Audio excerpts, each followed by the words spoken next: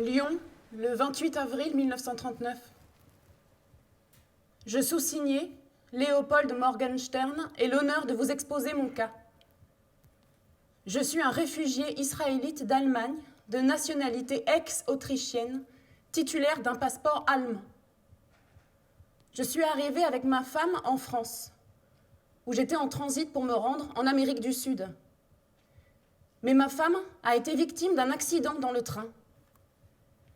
C'est dans ces conditions, monsieur le préfet, que j'ai l'honneur de solliciter de votre haute bienveillance l'autorisation de continuer à séjourner provisoirement en France. Dans l'espoir que vous donnerez une suite favorable à ma requête, je vous prie d'agréer, monsieur le préfet, l'hommage de mon profond respect. 20 mai 1939, préfecture du Rhône, dossier numéro 60-133 CG, à rappeler.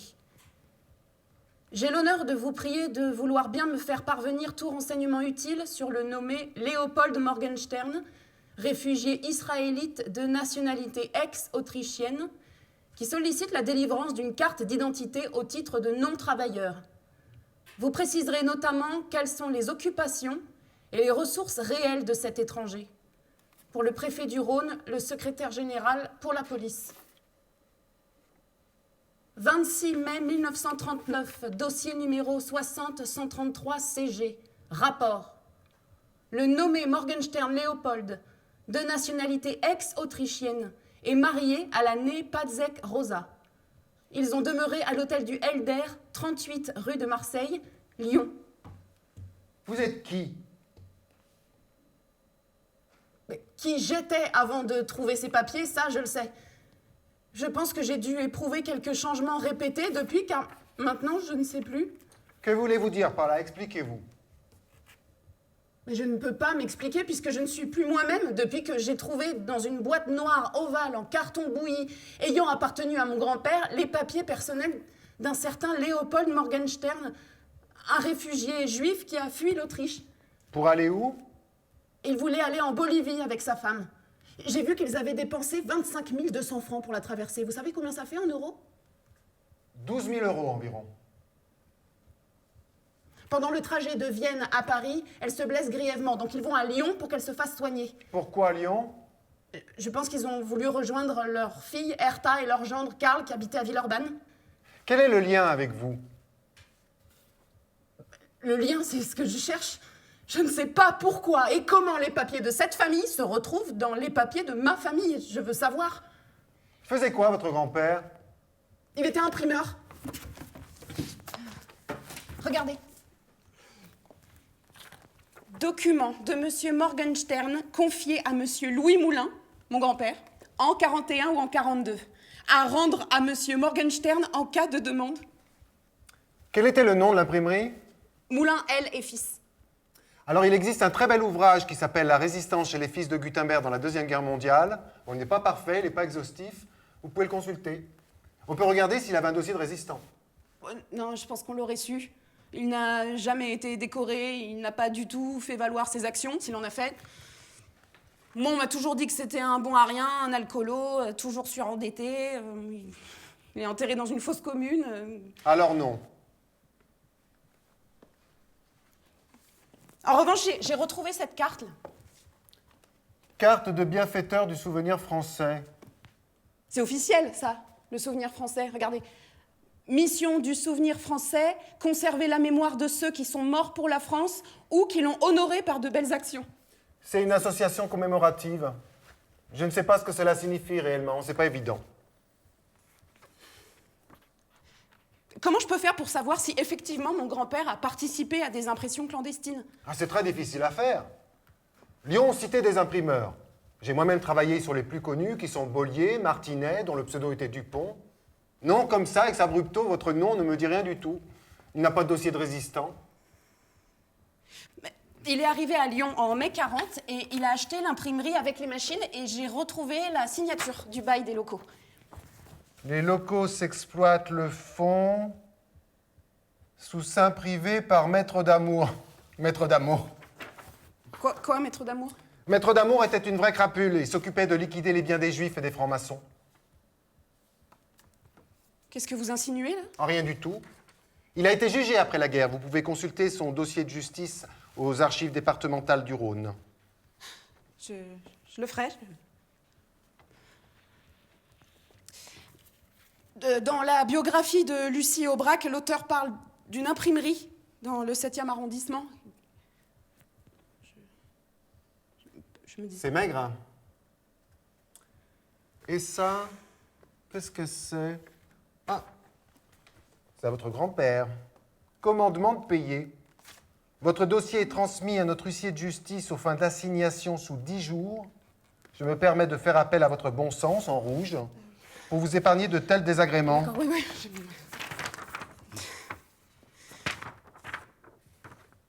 Ah mais... il a écrit ses dépenses en colonne derrière les commandements de payer. C'est bien organisé. Jusqu'à sa mort, mon grand-père a soigneusement conservé les documents de Léopold. Vous savez, il y a autant d'individus que d'histoires individuelles. Cette histoire est originale. Vous savez, il y a autant d'histoires originales que d'histoires personnelles. J'ai plus de 100 documents originaux, ce sont des faits. Testis unus, testis nullus. Témoin unique, témoin nul. Votre grand-père a-t-il laissé des récits, des lettres? Non. Tout ce qu'il a laissé, c'est une photo de lui en noir et blanc, dans un cadre beige, avec des petits pois. Je me souviens plus de la couleur des pois. Le dos du cadre était en feutre marron, ça je me souviens, avec une petite patte pliante, comme une béquille, qui finit en triangle, pour lui permettre de trouver un appui. Le cadre était orienté vers le haut d'un escalier, dans la maison où j'ai grandi, placé de 3/4 sur une commode en teck, vernie. Enfin, on disait qu'elle était en teck, mais j'ai remarqué que ce qu'on appelle teck aujourd'hui, verni ou pas verni, est très différent du teck de l'époque. Il doit y avoir 2 sortes de teck. Ou alors on vendait du faux teck. Ou alors on vend du faux teck. La commode se trouvait dans un vestibule carré. Oh, j'ai jamais aimé les sonorités du mot vestibule que mon père prononçait tout le temps. Vestibule. Bon, le vestibule, donc... je revois la forme de sa bouche quand il le prononçait. Vestibule. Il disait comme ça, vestibule. Le vestibule était une pièce qui contenait un feu allumé en l'honneur de Vesta, déesse du foyer du peuple romain et par extension de la maison et de la famille. Il n'est pas si mal, ce mot, quand on sait d'où il vient. Vous n'avez pas grand-chose, hein? Si, monsieur, j'ai beaucoup. Pas encore assez, c'est vrai, mais je cherche, monsieur, vous comprenez, je cherche le lien entre mon grand-père et ce réfugié, là, ces photos d'identité. Pourquoi elles sont là? Le rapport avec un imprimeur est facile à imaginer, non? Oui, il y a eu un échange d'argent entre votre grand-père et ce monsieur.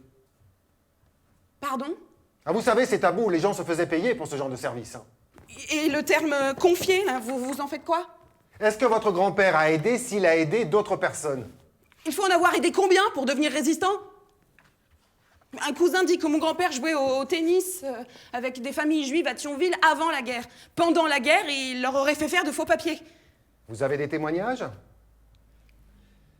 Vous partez de bribes et vous voulez des vérités immédiatement. C'est insupportable. On ne peut pas tout savoir tout de suite. Mais quand on travaille sur une figure historique... Une figure historique, à présent. On est bien obligé d'interpréter.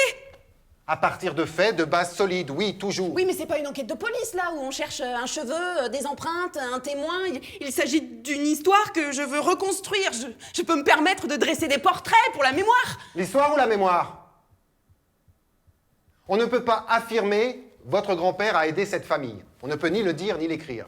Moi aussi, je pars de traces qui sont par définition lacunaires. Je trie, je classe, je recoupe, je croise les éléments pour ensuite bâtir des hypothèses. De ce qui nous reste d'une vie cachée, on arrive à l'apercevoir, à établir des grilles d'intelligibilité. On tente de se rapprocher au plus près de ce qu'a été la réalité, mais on a rarement l'intégralité. Parfois, on en est même très loin. Tous les manuels d'archivistique vous le diront. Vous vous dirigez tout droit vers l'écueil connu et trop répandu des contre-vérités patentes. Le hasard fait que je tombe sur cette histoire. Je l'ai entre les mains, je peux pas y échapper, vous comprenez? J'ai pas choisi. Moi, j'ai pas connu mon grand-père. Je n'ai aucun souvenir de lui, il est mort depuis longtemps. Aujourd'hui, je tombe dans la boîte noire ovale en carton bouilli avec les papiers de mon grand-père et les papiers de cette famille. Il est mort quand, votre grand-père? En 79. Et vous tombez dans la boîte aujourd'hui. En 79, mon père se déplace en Moselle et ramène la boîte noire ovale en carton bouilli qu'il range immédiatement dans un placard à côté de ma chambre. Toute mon enfance et toute mon adolescence, je dors à quelques mètres de la boîte noire ovale en carton bouilli. Un jour, j'ai voulu l'ouvrir, mais j'ai entendu des pas dans l'escalier. Je suis vite retournée dans ma chambre. Une fois, j'ai demandé, mais pourquoi personne ne l'ouvre? Mon père ne voulait pas découvrir des choses sans doute désagréables sur sa propre mère, qui était encore vivante. Parce que mes grands-parents avaient divorcé, ils s'étaient déchirés, et les papiers que contenait la boîte ovale allaient réveiller un passé douloureux pour tout le monde. Elle n'est pas ovale, cette boîte.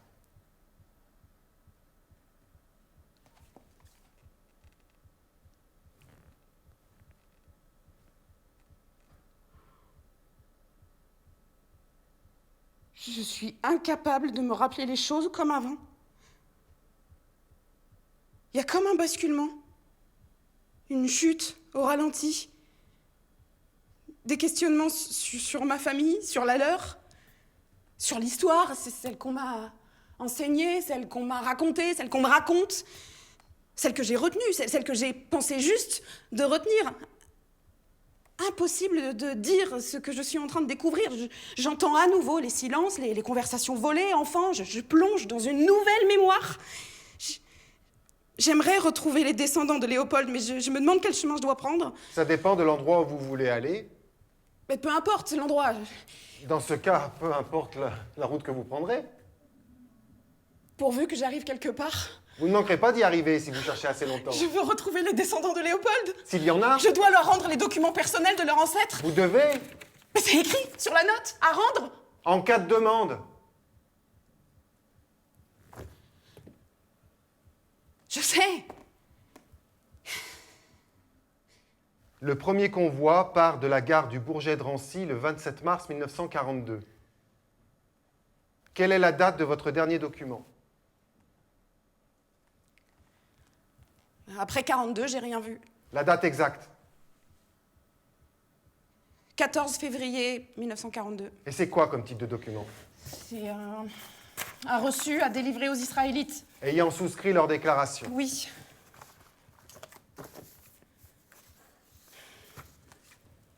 Indiquez nom, prénom, année de naissance des membres de la famille.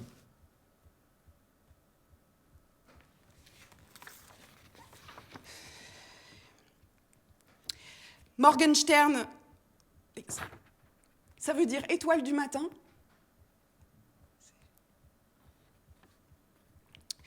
Léopold, né en 1888.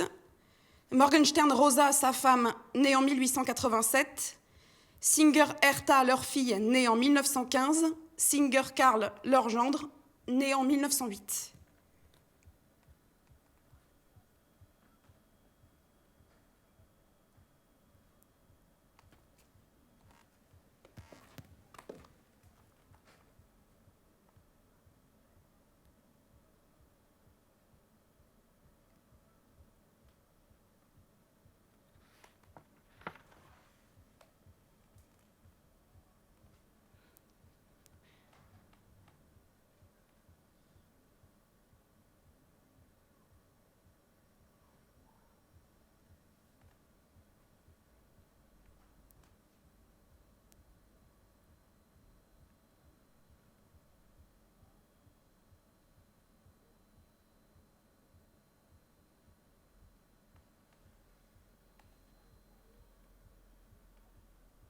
Ils n'ont pas été déportés, apparemment.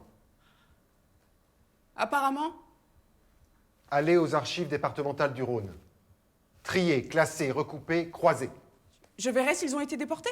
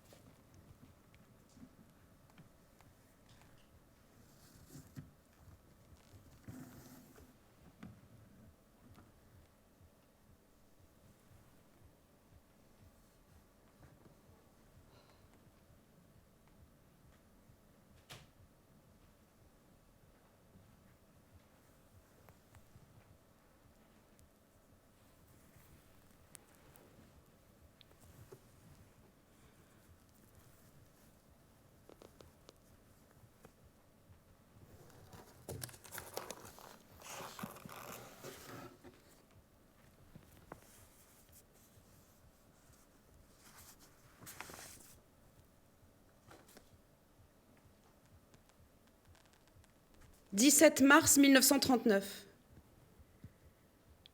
Je sous-signais Léopold Morgenstern, réfugié israélite d'Allemagne de nationalité ex-autrichienne, elle commence à me fatiguer, cette nationalité ex-autrichienne, sollicite humblement le remboursement du prix du billet de passage La Rochelle-Bolivie, non utilisé par moi. Je prie de considérer dans l'examen de cette requête notamment le tragique de notre situation. Le 8 février 1939, nous avons touché le sol français. Dans la station de Belfort, ma femme trébucha et tomba à terre. Malgré les douleurs, nous continuâmes notre trajet. À Lyon, ces douleurs devinrent si fortes qu'il devint impossible de continuer le voyage.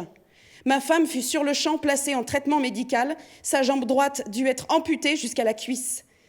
Ce que vous trouverez attesté par la lettre ci-jointe du professeur Léon Bérard de l'hôpital Édouard Herriot.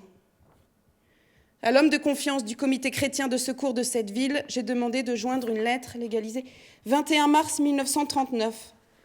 Monsieur, nous accusons réception de votre lettre du 17 courant. Ah. Étant donné que vous êtes arrivé en France avec nos cartes de transit, nous regrettons de vous informer que nous sommes responsables devant les autorités françaises et que nous ne pouvons considérer la question de remboursement de billets avant que vous n'ayez obtenu l'autorisation de séjourner en France d'une façon définitive. La Royal Mail Lines Limited. Je vois pas le rapport. 27 mai 1939, Dr Fischer. Madame Morgenstern présente des métastases néoplasiques ayant déterminé une amputation de la cuisse droite.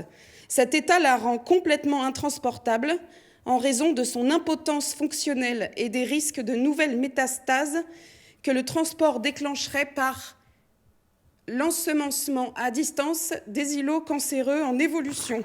9 juin 1939, dossier numéro 60-133 CG, rapport. J'ai l'honneur de vous rendre compte que je viens d'accorder un permis de séjour, expirant le 31 août 1939, au nommé Morgenstern Léopold et à sa femme Padzek Rosa. Ces étrangers, se disant réfugiés israélites, vivent de leurs revenus. Les renseignements recueillis sur leur compte ne sont pas défavorables. Leur départ sera vérifié. 3 juillet 1939. Ah, Royal Mail Lines. Nous regrettons de ne pouvoir effectuer le remboursement du prix du passage La Rochelle-La Passe sans que vous ayez obtenu une autorisation spéciale du ministre de l'Intérieur. Le ministre de l'Intérieur, carrément. 10 juillet 39. Monsieur le préfet, je sollicite de votre haute bienveillance l'avis favorable pour le remboursement du passage. Nous sommes obligés d'y renoncer tout à fait puisque, en outre, les pays d'outre-mer n'admettent pas l'immigration d'invalides.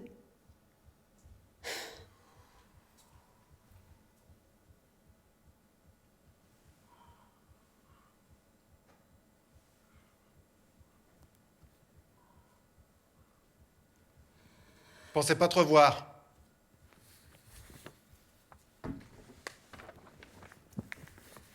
Si, tu m'aurais peut-être apporté des fleurs au cimetière. Oh, commence pas. C'est horrible de voir sa fille se comporter comme si sa mère n'existait pas. J'ai toujours l'impression de déranger. Quand tu m'appelles, t'es toujours entre deux trucs, tu crois que j'ai pas remarqué? Entre deux bus, entre deux métros? Mais j'aime pas ce qu'on se raconte, je m'ennuie. T'as qu'à changer de mère. Tu vas où, là? Je vais faire à manger. Mais non, laisse, il s'en occupe. J'ai fait des courses pour toi. Tu comprends vraiment rien. Je fais tout pour te faire plaisir. Oui, je sais, maman. Tu viens et tu m'engueules. Mais c'est faux. Si tu m'engueules, faut toujours que tu me fasses des reproches. Je suis désolé de ne pas être une mère parfaite. Je suis allé chez le coiffeur pour toi. J'ai vu. Et tu es très belle. Je suis contente de te voir. Allez, calme-toi. Assieds-toi. Et tous les enfants reprochent un jour quelque chose à leur mère. Hein. Mais il faudrait arrêter maintenant. T'as vu l'âge que t'as? Je peux te dire quelque chose? Faut que j'aille faire à manger, moi. Mais non, laisse, il s'en occupe. Il sait rien faire. Eh ben, ce sera pas bon et puis ce sera très bien quand même. Après, tu vas faire la gueule si c'est trop cuit. Comment on fait pour se parler? Je t'écoute. J'ai trouvé ça dans la boîte ovale de Louis. Louis qui? Louis qui? Le père de ton ex-mari, ton ex-beau-père, Louis. Oh là!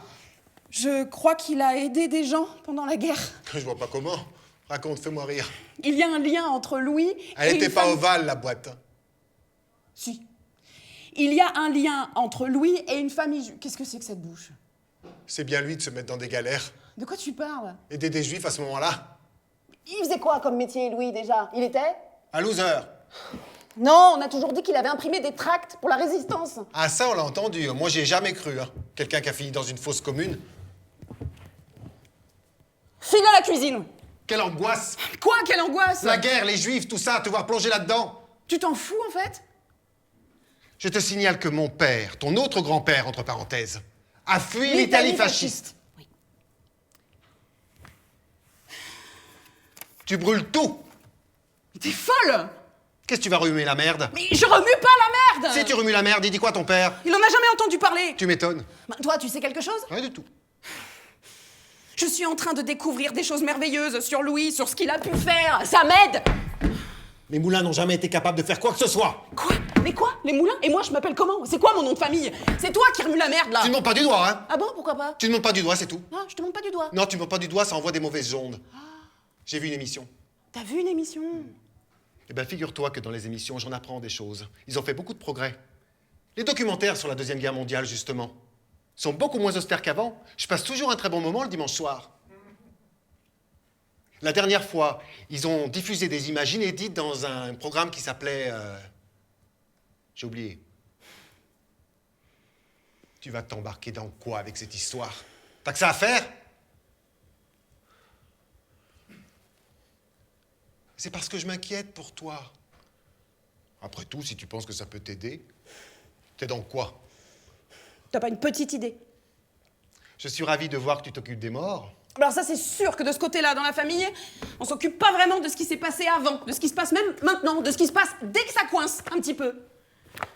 Je te reconnais plus. Mais qui es-tu?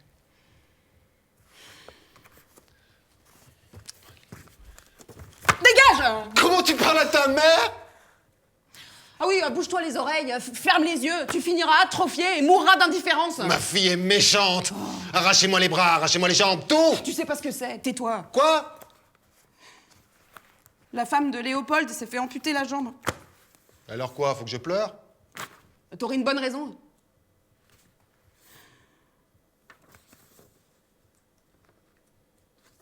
Bon, allez, explique-moi.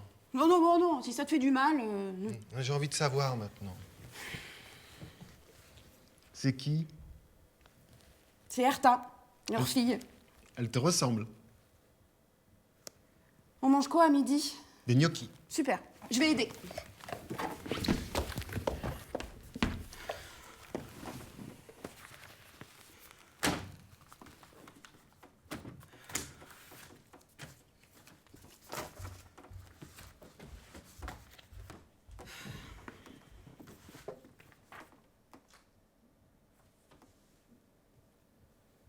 « 16 novembre 1939. Note. Je vous prie de vérifier si le nommé Morgenstern Léopold s'est rendu au camp de concentration.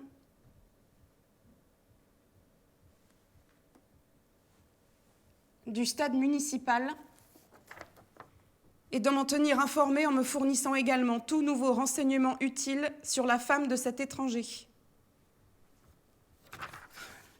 24 novembre 1939, le nommé Morgenstern Léopold, ex-autrichien, n'a pas été interné au camp de concentration en raison d'un certificat médical qu'il possède attestant qu'il est atteint d'une psychosthénie.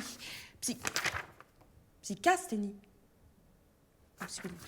15 janvier 1940. Note.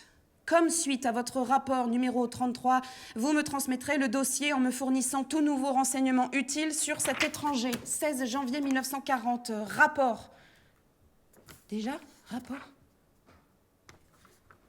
Un permis de séjour expirant le 15 avril 1940 a été accordé aux époux Morgenstern Léopold, ex-autrichiens. Les renseignements recueillis sur leur compte ne sont pas défavorables. Rapport le 18 janvier 1940. Cet étranger israélite a été invité à se présenter chaque semaine au service de contrôle des étrangers. Israélite. Mais ils disent jamais juif.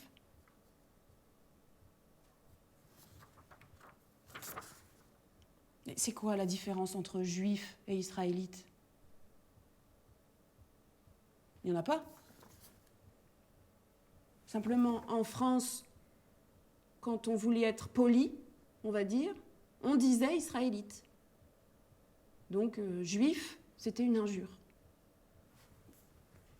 Mais attention, les juifs français de souche, qui l'étaient depuis plusieurs générations, se disaient eux-mêmes les Français israélites. Donc, juifs, c'était pour les immigrés. Et on remarque, dans les papiers officiels de Vichy, les fonctionnaires, ceux qui sont polis et respectueux, vont continuer à dire israélites, même quand il s'agit de polonais. C'est un indice qui rend assez bien l'attitude qu'une personne va avoir. Juif a toujours eu une connotation discriminatoire et souvent injurieuse. Enfin, on est un petit peu dans la nuance. Ou pas. 6 février 1940. Rapport. Morgenstern Léopold est toujours domicilié 4 rue Dufaux, sans occupation. Il perçoit 80 francs par semaine du comité israélite. 11 mai 1940. Rappel. Je vous serai obligé de me faire parvenir votre rapport dans le plus court délai possible. 14 mai 1940. Note. Je vous prie de me fournir de toute urgence tout nouveau renseignement utile sur ces étrangers dont les moyens d'existence et l'attitude seront particulièrement vérifiés. 17 mai 1940. Il a sollicité en temps opportun le renouvellement de son permis de séjour et celui de sa femme. Rapport, ça va là. 14 juin 1940. Rapport. La dame Morgenstern ne peut quitter le lit. Comme tous les étrangers réfugiés, les époux Morgenstern ne fréquentent que leurs compatriotes. On ne connaît rien de leur existence ni de leurs sentiments, car ils évitent toute relation avec leur voisinage. Néanmoins, ils ne se font pas remarquer. 29 juillet 1940, rapport. Le permis de séjour de l'asilé ex-autrichien Morgenstern Léopold a été prorogé jusqu'au 15 octobre. La femme de cet étranger, Padzek Rosa, est décédée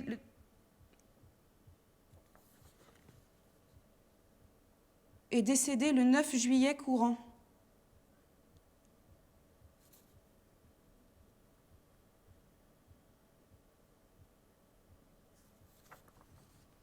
Les renseignements recueillis sur son compte ne sont pas défavorables. 25 octobre 1940, certificat. Léopold Morgenstern ne tomberait jamais à la charge de l'État. Je le connais depuis de nombreuses années. Il a toujours été très loyal envers la France. Il mérite toute confiance. Je certifie le total loyalisme de monsieur Léopold Morgenstern envers la France et l'État français. Certificat. 4 décembre 40, je sous-signe Singer Hertha certifie de pouvoir héberger et nourrir mon père. 16 janvier 41, rapport. Il déclare recevoir de l'argent d'un frère résidant en Amérique. 14 février 1941, Direction générale de la Sûreté nationale, Vichy. Le permis de séjour accordé à l'asilé ex-autrichien Morgenstern Léopold a été prorogé jusqu'au 15 avril prochain. Aucune modification n'est survenue dans la situation de cet étranger. Entre février 39 et août 42, 14 demandes de permis de séjour, tout accordé. 24 rapports sur la famille Morgenstern-Singer. 10 lettres de réclamation pour le remboursement du billet de la traversée La Rochelle-La Passe. Je ne sais toujours pas s'il l'a obtenu. 8 lettres de recommandation ou certificats attestant la loyauté de Léopold envers la France, 36 courriers écrits par Léopold, 2 quittances de loyer, 20 certificats médicaux dont copie fournie aux autorités et à la compagnie de voyage, 15 ordonnances. Délai moyen de réponse entre 2 courriers administratifs, 3 jours. C'était plus rapide qu'aujourd'hui. Vous avez bien avancé. Pourquoi autant d'enquêtes sur lui avant la guerre? Les Français avaient déjà peur de devenir victimes des étrangers. Quand il arrive en France, en février 39, avant la guerre, non? Les réfugiés comme lui sont surveillés, internés, prisonniers. Ils n'avaient pas de liberté de mouvement. C'était la législation de la Troisième République.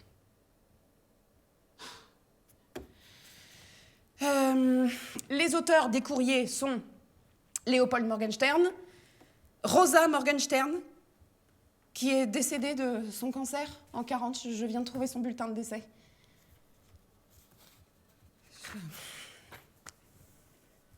Herta Singer, sa fille.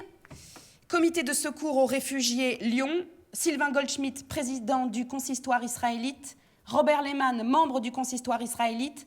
Laurent Marie-Joseph Rémilleux, curé de Notre-Dame-Saint-Alban, Lyon. Émile Bollard, préfet du Rhône. Gaston Member, Moléon, secrétaire général pour la police. Les commissaires chefs de la Sûreté de Lyon. Inspecteur Dill, inspecteur Iotti, inspecteur Rémy, enquêteur. Le directeur de l'Office départemental de placement du Rhône. Arthur Chaussy, député de Seine-et-Marne. Monsieur le commissaire de police de Villeurbanne-Charpennes. Secrétaire d'État à l'Intérieur, Direction générale de la Sûreté nationale, 6e bureau, Vichy. Secrétaire d'État à l'Intérieur, Direction générale de la Sûreté nationale, carte d'identité des étrangers, Vichy.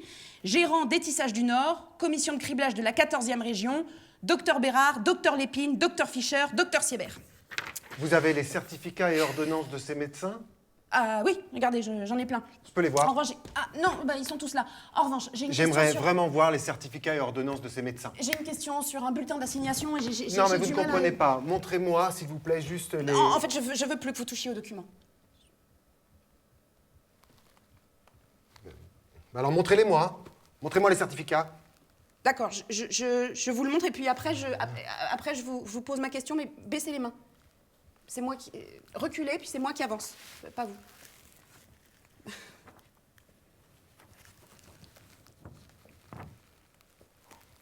Exceptionnel.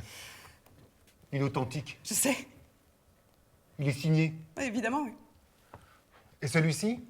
Certainement de Siebert. Je peux voir le certificat de Siebert? J'aimerais vérifier la signature.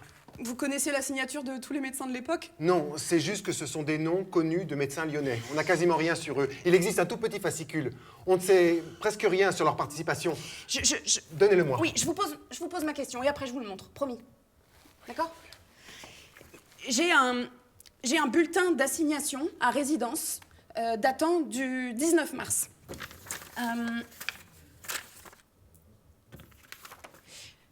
Le nommé Morgenstern Léopold est dirigé dans le département de l'Isère. Il devra se présenter dès son arrivée à la préfecture de Grenoble avant le 31 mars. Est-ce que vous savez pourquoi on l'envoie à Grenoble? À votre avis?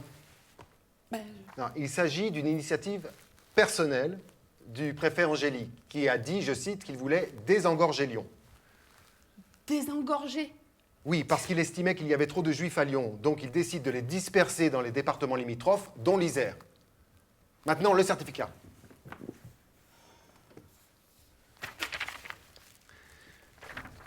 « 25 mars 42. Prescription de thiazomide sur 6 jours. Prière de retourner en consultation le mercredi 1er avril 42. Il doit y aller quand à Grenoble? Ah, le 31 mars? La veille. Ok. Et j'ai une lettre là de Léopold adressée au préfet du Rhône. Plusieurs fois hospitalisé à Grange-Blanche au pavillon du professeur Dr Siebert, je suis encore actuellement en traitement. On m'a assigné en résidence dans le département de l'Isère. Je m'adresse à vous, monsieur le préfet, pour m'accorder le permis de séjour à Lyon jusqu'à ma guérison. Et 2 semaines après, c'est ça, le préfet de l'Isère écrit au préfet du Rhône: le nommé Morgenstern Léopold ne s'est pas jusqu'à ce jour présenté dans mes services. Conclusion? Il est jamais allé à Grenoble. On a sans doute estimé que son état de santé nécessitait son maintien temporaire à Lyon. Donc le certificat lui a permis de repousser son assignation. Et là, je vois le 15 avril, la préfecture du Rhône lui proroge son permis de séjour jusqu'au 18 juillet 42. Ah oui, mais je perds sa trace. Et celle des enfants, là, quelques semaines avant la rafle d'août 42 en zone sud. Réfléchissez. Léopold est prévoyant. Ils ne sont sûrement pas restés à Lyon pendant l'été 42.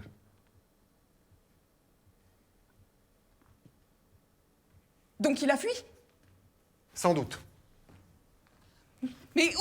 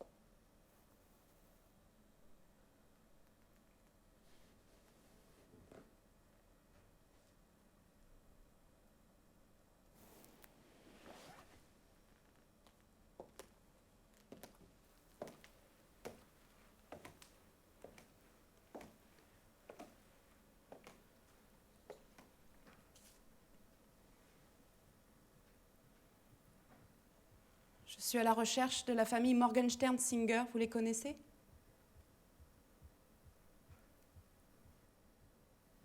Morgenstern Léopold, 53 ans, sans profession. Né le 18 novembre 1888 à Vienne, Autriche, de nationalité ex-autrichienne. C'est reparti.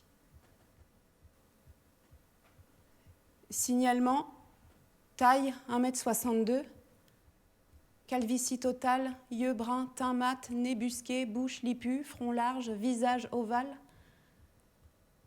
Vêtu d'un complet de drap beige, d'une chemise blanche à pointe bleue, cravate rouge, chaussée de souliers bas noirs, tête nue.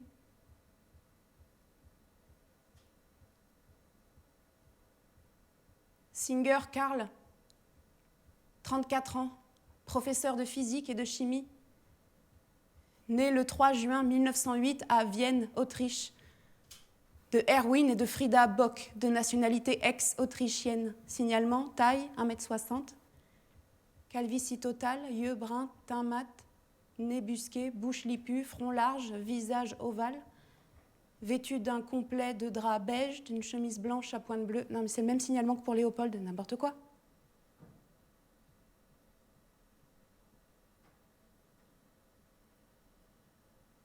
Singer Hertha, 27 ans, sans profession.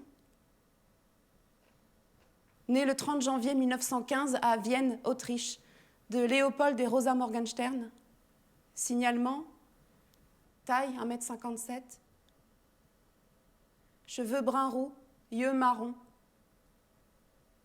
nez rectiligne, visage rond, front large, menton rond, teint rosé. Vêtu d'un tailleur de drap gris, d'une blouse mauve à pointe blanche, bas marron, chaussée de souliers bas noirs, tête nue. En outre, la dame a un enfant avec elle.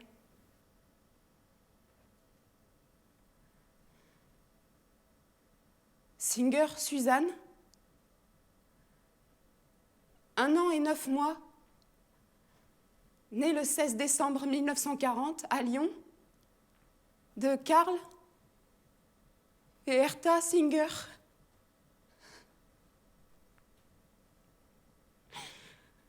Il y a une petite fille.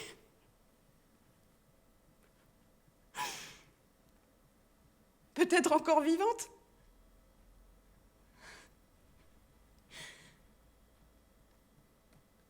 Inventaire des effets d'habillement et objets divers abandonnés appartenant aux Israélites Morgenstern-Singer lors de tentatives de franchissement clandestin de la frontière franco-suisse. Ils partaient en Suisse.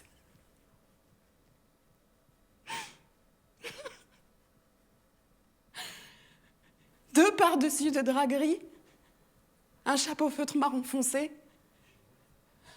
un manteau de drap pour enfants de couleur bleue, un manteau de drap pour dames, une serviette en cuir usagée, marron foncé, renfermant les objets suivants.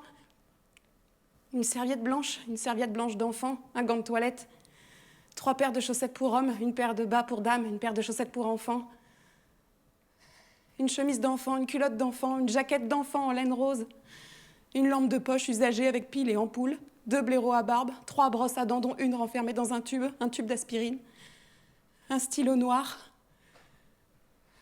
une cuillère à café, un canif de type Pradel, un stylo noir, une petite clé, une boîte à poudre vide, 5 pochettes contenant divers papiers, un portefeuille usagé vide, une carte de tabac appartenant à M. Karl Singer, une enveloppe contenant la somme de 285 francs appartenant à M. Karl Singer, total 44 pièces. Il y a lieu de rechercher très activement ces individus qui se sont évadés de la gendarmerie d'Annemasse en Haute-Savoie et qui ont pris la fuite dans la journée du 19 septembre 1942. Source, service historique de la défense, rapport de gendarmerie. La Suisse.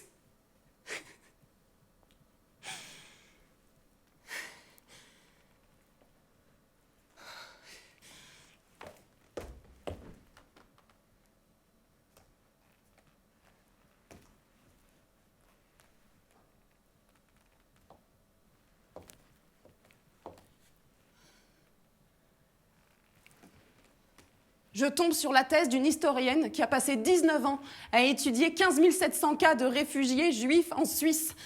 Je la contacte. Et cette gamine de 15 ans, Rosette, est refoulée. Elle erre pendant 3 jours autour de la frontière.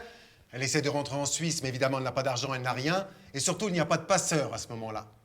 Elle est arrêtée, envoyée à la prison du Pax à Annemasse, Annemasse, Drancy, Drancy, Auschwitz. 6 semaines plus tard, elle n'existait plus. Après la guerre, les parents de Rosette s'adressent aux cousins qui habitent Genève, étant persuadés que leur fille est chez eux. La guerre est finie, on vient chercher Rosette.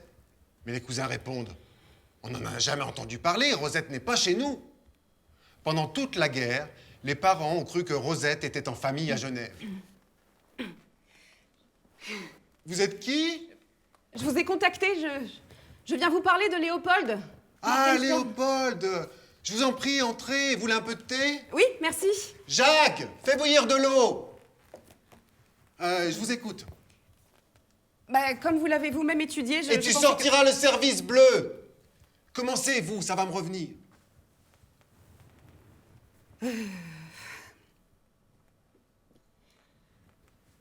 Léopold était un homme fort. Il ne s'est jamais laissé aller après la mort de sa femme. Il veille sur toute sa famille. Il est conscient des événements contemporains qui l'entourent.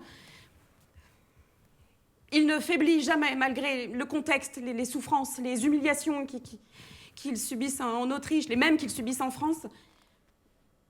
Il emploie presque tout son temps à écrire, à rédiger des courriers administratifs pour être toujours en règle. Il sait comment se comporter vis-à-vis des autorités avant et pendant la guerre. Il connaît les mécanismes de l'occupant, la froide pensée. On dirait qu'il veut défier la machine en place. Mais ma question, c'était davantage... Mais il la connaît bien, la machine. C'est un yéké. Ah, pardon? Un yéké est un terme en yiddish utilisé pour désigner un juif d'origine allemande ou autrichienne dont les qualités légendaires sont le souci du détail et la ponctualité. Oui, comme s'il fallait être juif, allemand ou autrichien pour pressentir ce qui allait advenir. Pour d'autres, c'est l'aveuglement. On voit très bien que ceux qui avaient la lucidité, très vite le sens de la survie, ils s'en sortent mieux que les autres. J'entends. Mais j'avais surtout envie de vous poser une question assez précise. Ah, il y a une petite chanson qui me vient. Ah, mais j'ai oublié. Est-ce qu'ils ont réussi à passer en Suisse? Ah, c'est ça que vous vouliez savoir? Oui. Attendez, je vais chercher la notice biographique.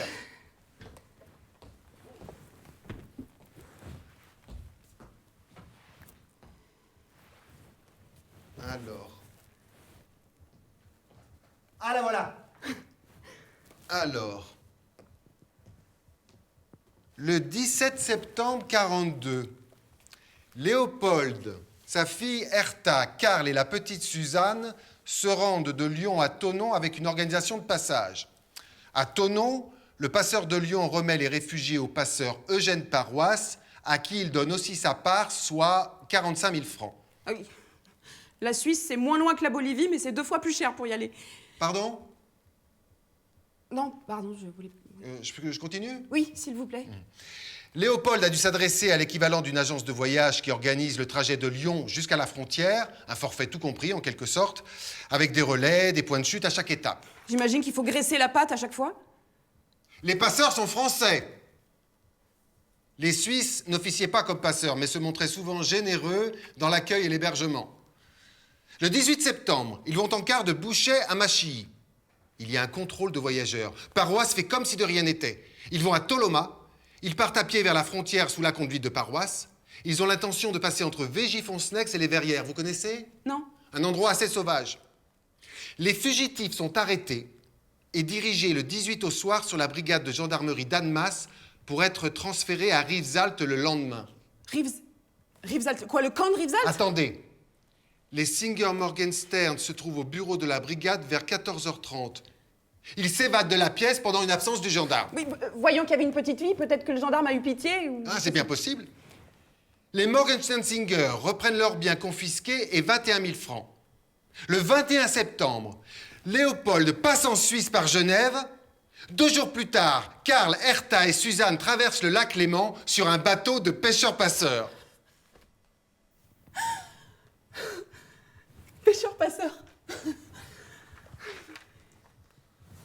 Mais demain, je vais aux archives de Berne, je verrai ce qu'ils sont devenus après la guerre. Ah, ce sera extrêmement difficile. Quand vous arriviez en Suisse, vous deviez dès le lendemain commencer les procédures pour votre émigration après la guerre. Et là, je vois que les petits-enfants sont partis. Quoi, les petits-enfants? Oui, les petits-enfants. Mais quoi? Attends, il y a Suzanne et... Attendez, les petits-enfants sont partis avec leurs parents par un convoi de rapatriement juillet 45. Oui, Suzanne et son frère, Robert Singer, né en Suisse le 2 janvier 45. Vous voulez toujours du thé? Non, merci. Jacques, éteins l'eau! Vous avez mal au dos? Non, pourquoi? Ben, je vous vois vous tortiller. Non, mais je suis restée trop longtemps dans la même position. Ah, d'accord. Vous y allez comment aux archives? En voiture? Ah, vous ne pourrez pas vous garer sur leur parking. Pourquoi? Impossible. Alors, il y a des zones bleues autour, mais vous devrez payer. Il y a des distributeurs pour des billets d'autobus. Ils distribuent aussi des cartes de stationnement. Faut le savoir. Vous êtes bien pâle. Vous auriez dû le boire, ce thé, hein. Ça vous coûtera environ 15 francs. C'est cher, hein? L'autre question que je voulais vous poser, c'est... En fait, il est surprenant qu'ils aient pu échapper à la rafle d'août 42, vous êtes d'accord? Oui. Donc je me demandais... Ben, si- soit ils ont été cachés, soit ils ont bénéficié de complicité leur ayant permis d'être absents lors de la rafle. Il n'existe évidemment aucun document sur les Juifs cachés ou les personnes les ayant aidés. Oui, j'entends, mais... Est-ce que vous avez une idée du rapport qu'il y a pu y avoir entre mon grand-père et Léopold? Vous y avez déjà réfléchi, je suppose. Je n'ai que quelques pistes. Allez-y. Mais les deux hommes n'étaient pas très grands, mais ils portaient beau, comme on dit, toujours élégants, très soignés. Ils parlaient tous les deux allemand. Louis, avec son accent bavarois, n'hésitait pas à provoquer les Allemands dans la rue. Ce sont deux réfugiés. Louis a été capturé par les Allemands, interné dans un camp, et puis libéré parce qu'il a réussi à prouver, je ne sais pas comment, qu'il était allemand. Enfin si, il est né à Thionville en 1915. Ils se réfugient à Lyon. Ils vivent tous les deux un temps dans le même arrondissement. Louis est alcoolique, mais je vois mal Léopold traîner dans les bistrots. Louis notait tout de manière obsessionnelle et Léopold était très organisé. Continuez.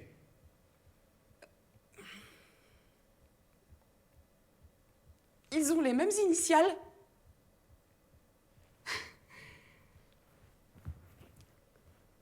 J'ai terminé. Mademoiselle, c'est extrêmement simple à comprendre. Léopold devait avoir des faux papiers pour partir en Suisse et ne voulait pas, évidemment, être démasqué par les vrais en cas de contrôle. Quand il s'agit d'un simple passeport ou d'une carte d'identité, les fugitifs cousent leurs vrais papiers dans la doublure de leur manteau. Mais lui, il avait trop de papiers personnels pour passer inaperçu. Donc, il les a laissés à quelqu'un de confiance. et ne les a simplement pas demandés une fois en Suisse. L'imprimerie Moulin devait être connue des organisations clandestines, comme l'organisation juive, les organisations chrétiennes, en dessous de laquelle il y avait une organisation tout à fait clandestine, elle aussi, qui envoyait des gens vers la Suisse. On peut raisonnablement penser que Louis Moulin pouvait être l'un des imprimeurs qui fournissait des papiers aux candidats à la fuite. Ce ne sont que des hypothèses.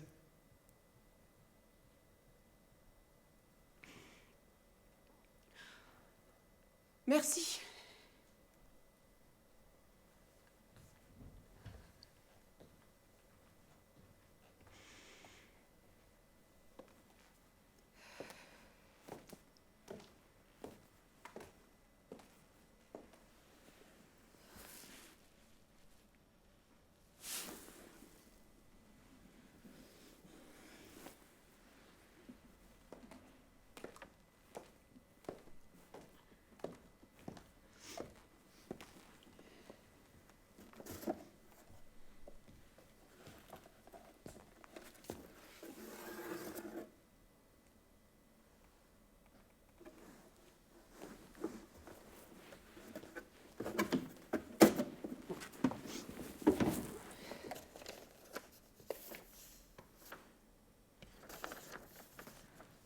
Vous êtes qui?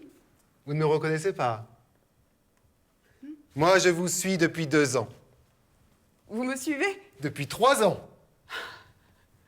Nous, les investigateurs professionnels, lorsque nous localisons quelqu'un qui fait des recherches aussi poussées, sur une période aussi longue, qui s'acharne, qui ne lâche rien, qui va jusqu'au bout de la réflexion, forcément, cela forge notre admiration.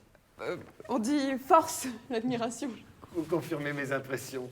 Vous êtes précise, exigeante. Vous méritez que je vous aide à partager cette histoire hautement extraordinaire. Votre famille a sauvé une famille juive pendant la guerre. Non, il est inexact de dire que... Il a fabriqué des faux papiers et a caché tous les membres de la famille dans l'imprimerie au moment de la rafle de l'été 42. Vous devez le faire savoir. Je dois. Rien ne le prouve. Rien ne prouve qu'il ne l'a pas fait pour l'instant. Je peux pas vous laisser dire que mon grand-père a effectivement... La sauvé modestie n'est pas une qualité. Établissez votre vérité sur votre grand-père. Vous vous appelez Moulin en plus. Ah non, mais c'est pas la même famille. Entre nous, pardonnez mon langage. Vous croyez qu'il y en a qui se grattent? De nouvelles archives apparaissent tous les jours et remettent en question tout ce qu'on croyait valider. On parle devant une caméra, derrière un pupitre, sur un plateau télé, et hop, on donne une version légèrement différente sur une figure historique et une nouvelle lecture de l'histoire, sous couvert d'apporter des informations inédites. Mais de qui vous parlez? Vous avez des documents authentiques. Il y a des gens qui utilisent l'histoire pour exploiter le fonds de commerce. Je sais que ce n'est pas votre cas. Oui, parce que moi, ce qui m'intéresse, c'est de retrouver les descendants. Je veux savoir où ils sont, s'ils ont recouvré une nationalité. Laissez-moi, là, je dois poursuivre mes recherches. Je vous offre une occasion unique. Celle de rendre à l'histoire de Louis la mémoire qu'il mérite. L'histoire et la mémoire. Mademoiselle, je suis une investigatrice connue et reconnue. Mes enquêtes sont diffusées en prime time.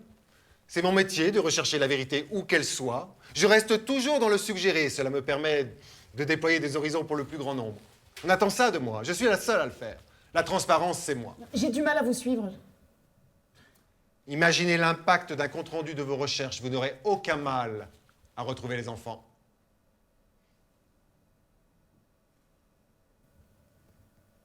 Je vais réfléchir. Choisissez. Restez dans votre boîte comme toute votre famille, ou bien libérez-vous enfin, soyez vous-même, c'est important pour exister. Je ne me reconnais pas dans ce que vous dites. Ensemble, nous allons créer une nouvelle culture mémorielle partagée.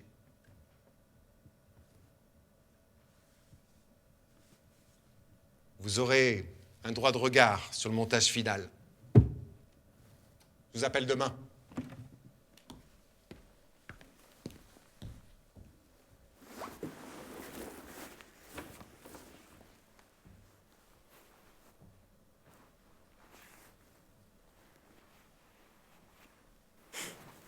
Pauvre fille.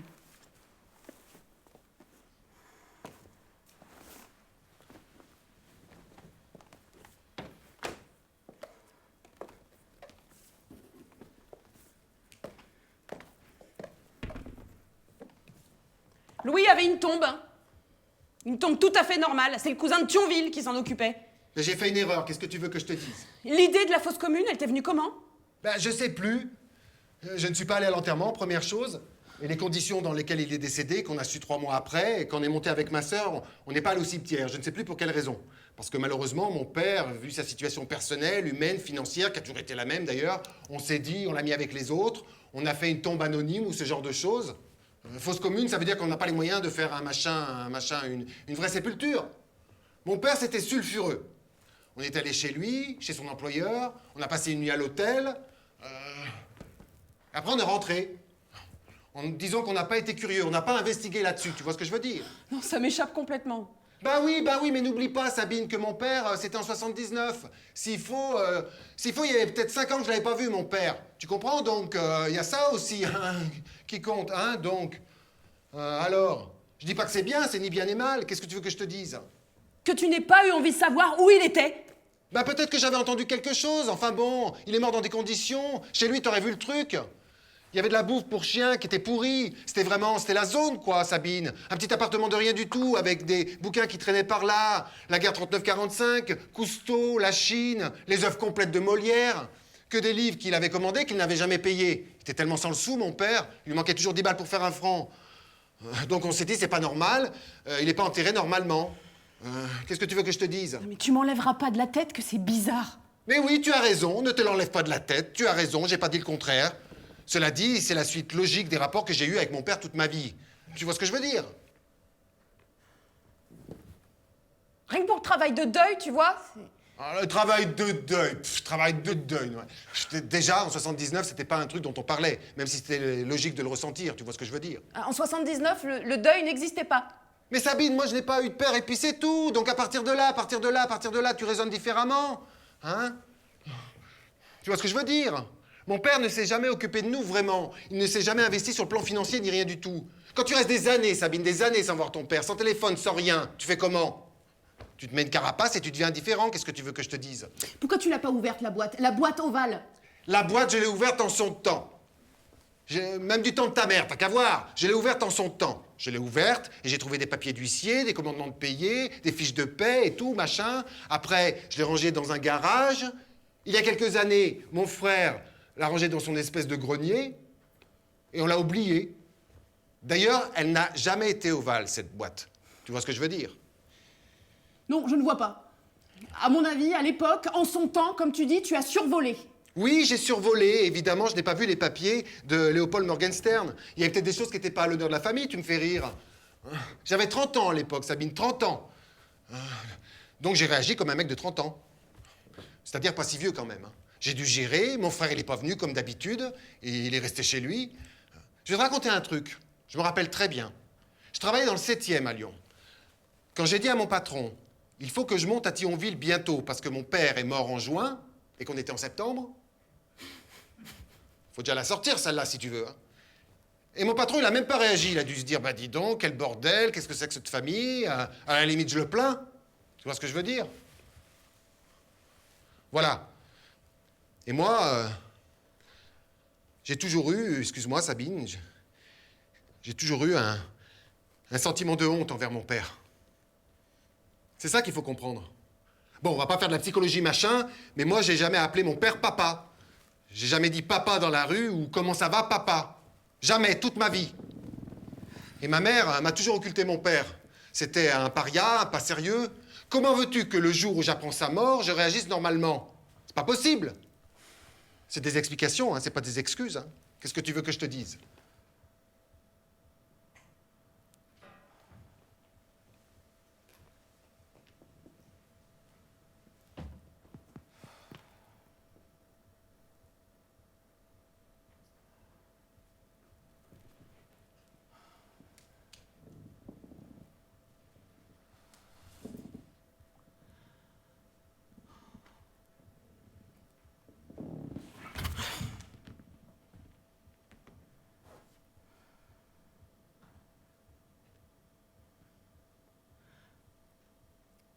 Le 4 juin 1945, Léopold présente une demande d'entrée en France par l'intermédiaire du consul à Zurich. Voici la réponse de la préfecture du Rhône. Cet étranger a effectivement résidé à Lyon de 39 à 42, période à laquelle il est parti se réfugier en Suisse pour échapper aux persécutions raciales. L'intéressé n'a jamais été que titulaire d'une autorisation provisoire en France.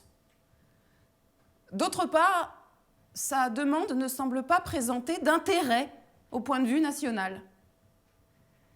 Dans ces conditions, et bien qu'il ne fasse pas l'objet de renseignements défavorables, j'estime qu'il n'est pas opportun d'accueillir sa requête.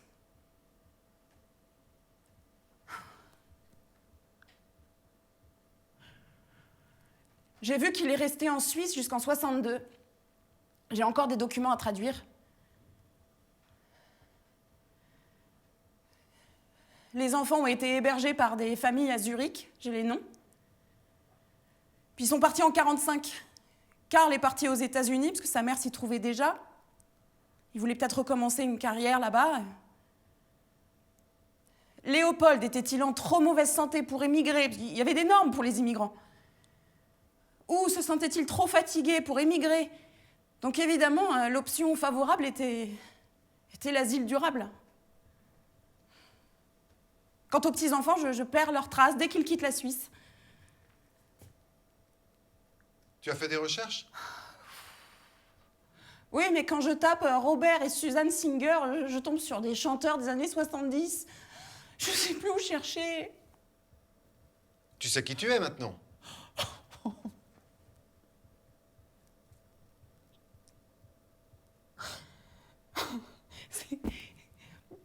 La démarche est toujours aussi inouïe.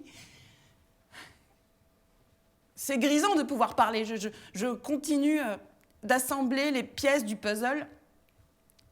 Aujourd'hui, je sais dire ce qui m'a manqué, ce qui me manque toujours. Aujourd'hui, si je me sens bien, je peux aller chercher des souvenirs qui sont vrais et qui expliquent pourquoi je me sens bien. De la même manière, si je me sens mal, je peux aller chercher d'autres souvenirs qui sont tout aussi vrais et qui expliquent pourquoi je me sens mal. L'autre jour, alors que j'étais en train de retracer avec précision leur périple, j'ai eu froid dans le dos, je me suis vue en train de traquer une famille juive.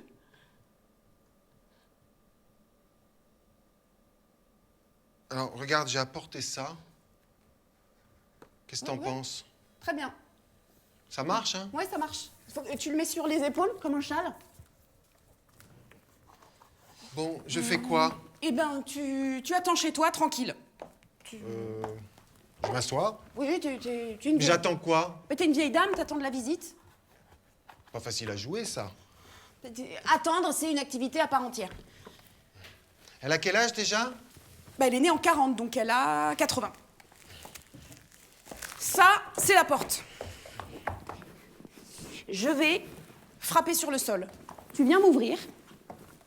Au début, tu peux être un petit peu réticente, parce que tu es une vieille dame, tu sais pas qui je suis, etc.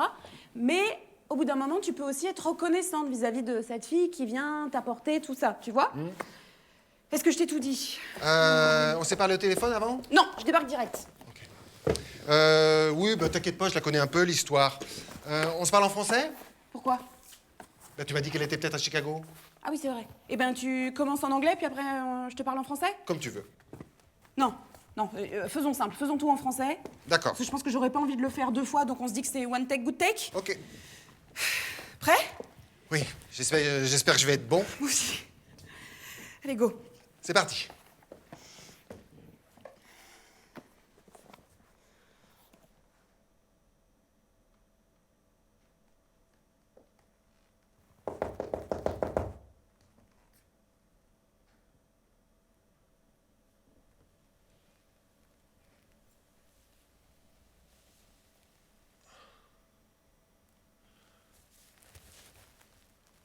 Oui, Bonjour, vous êtes bien Suzanne Singer? oui. Je m'appelle Sabine Moulin, je viens vous rendre les documents personnels de votre grand-père, Léopold Morgenstern. Laissez-moi, mademoiselle.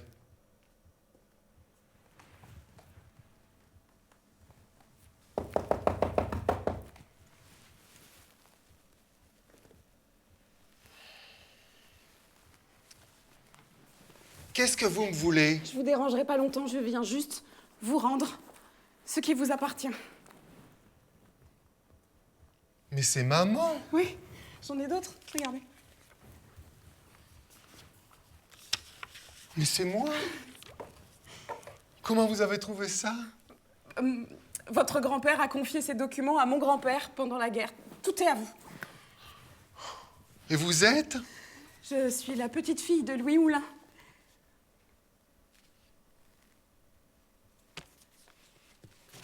Madame, tout va bien? Sortez de chez moi. Pourquoi? Louis Moulin, Quoi, Louis Moulin? je vous ordonne de quitter cette maison.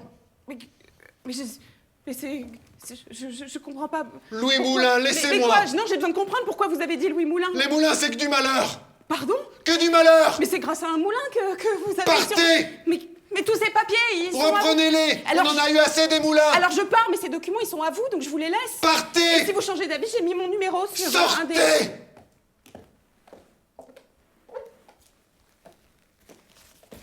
Qu'est-ce qui t'a pris? Ben, je sais pas, je l'ai senti comme ça, j'allais pas faire la vieille dame qui pleure. Bah si, justement. Qu'est-ce que t'as voulu dire sur les moulins? J'ai pas compris. Mais c'était pour changer. Mais pour changer quoi? C'est la première fois qu'on le fait. J'aurais pas dû. Bah, je te remercie d'avoir joué le jeu, mais tu te rends compte de la violence, là? Mais c'était une simulation, une projection. Un rêve? C'est foutu. Pourquoi? Bah, parce que maintenant, je peux me dire qu'elle peut avoir cette réaction. Je sais même plus si j'ai envie de la retrouver, moi. Mais tu le connais pas, le lien entre les deux familles? Mais ça fait 3 ans que j'attends ce moment. Pourquoi t'es pas venu me récupérer à la porte? Ah, j'ai bien aimé te voir dans cet état, c'était fort. Attends, tu penses vraiment qu'elle pourrait me virer de chez elle? J'ai fait une proposition. Non, mais attends, réponds, s'il te plaît. C'est ce que tu crois? Mais la famille a peut-être déjà fait des recherches. S'ils s'étaient construit une vérité à laquelle ils ont cru toute leur vie, toi tu débarques, tranquille, tu balances tout, toute cette souffrance. Tu t'es imposé ce devoir de rendre les documents, mais est-ce qu'ils ont envie de t'entendre, de te voir? Ils n'auraient donc pas droit au secret. Mais les petits-enfants ont survécu grâce à Léopold. Ça ne t'a jamais traversé l'esprit, peut-être? Quoi, que mon grand-père les aurait trahis? Ah, c'est toi qui le dis. J'ai toujours trouvé ça bizarre, cette histoire de signature du bail avec maître d'amour. Mais me parle pas de lui. Ma famille fuyait les Allemands. Ils ont traité avec quelqu'un qui était habilité à le faire. Ils ont pas fait une enquête de moralité. Il n'y a que 2 explications possibles, tu es d'accord? Bah, soit c'est un saint, soit c'est un salaud. Oui. Soit il les a aidés, soit il les a pas aidés. Il y a ne pas aider et les dénoncer. C'est ce que tu lui as fait dire, là. C'est un autre point de vue.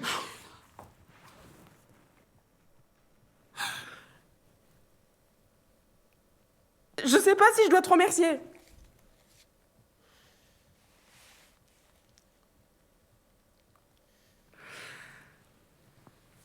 Bon, on la refait. Ah bon? Ouais. On reprend au moment où elle me demande de partir de chez elle. Pourquoi? Parce que là où tu as raison, c'est que dans la réalité, c'est toujours différent de ce qu'on attend. Donc, je récapitule. Elle est bouleversée de voir les papiers, très froide, comme tu as fait, c'était très bien. Elle dit en boucle, partez, partez. Et puis, je fais comme si j'allais partir. Mais d'un coup, elle devient reconnaissante vis-à-vis de cette fille qui est venue jusqu'à elle. Tu dis, pardon, merci, j'ai attendu ça toute ma vie, je pensais que j'allais mourir sans jamais, tu vois. Ok? Ok. On y va là. On y va. Ouais. Et les moulins ne les ont pas trahis? Non! Tu es prêt? Oui. Sortez de chez moi. Pourquoi? Partez. Mon grand-père m'a demandé de vous les rendre. Laissez-moi. Alors adieu. Attendez. Pardonnez-moi. C'est si vieux, vous comprenez, j'ai entendu tellement de choses. Je pensais pas. Vous comprenez le choc?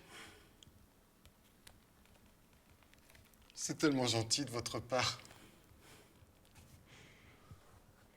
Comment vous m'avez retrouvé? Je vous cherche depuis longtemps.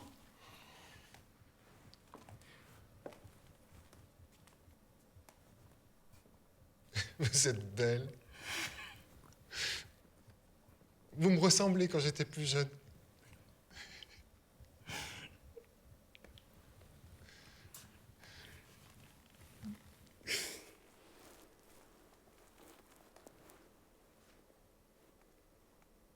Ça te va?